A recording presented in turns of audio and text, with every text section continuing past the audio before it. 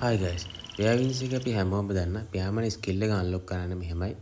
Map එකට යන්න. Map එකේ මම දැන් ඉන්න තැන ඔයාලා මාක් එකක් දාගන්න. එතන ඉන්න ෆිෂර්මන් කෙනෙක්. ඒ ෆිෂර්මන් කෙනෙක්ට අපිට කතා කරන්න දෙන්නේ. ටික වෙලාවක වීඩියෝ එකක් යනවා.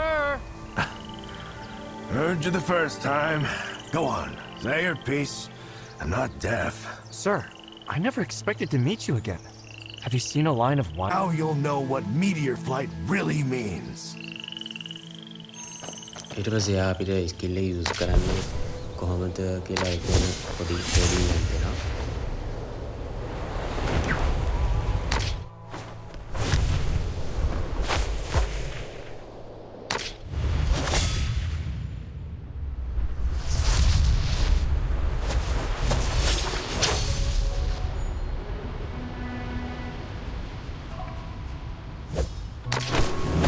ඊට පස්සේ අපි ආයෙ වැටෙන්නේ ෆිෂර්මන් ගාවට තමයි.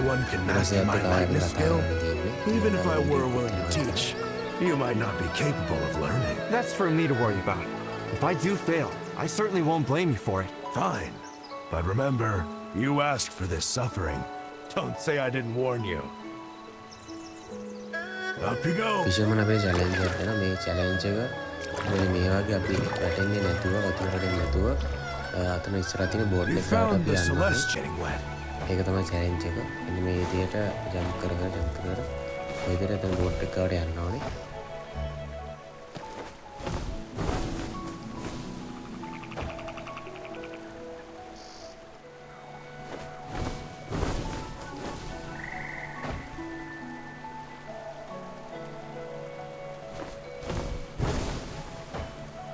හරි අපි බෝඩ් එක ගාවට ආවා. බෝට් එක ගාන ජම්ප් කරලා එතන crossing water without getting a drop. ෆිෂර්මන් එක අපි ආයෙ කතා කරගෙන ඉන්න.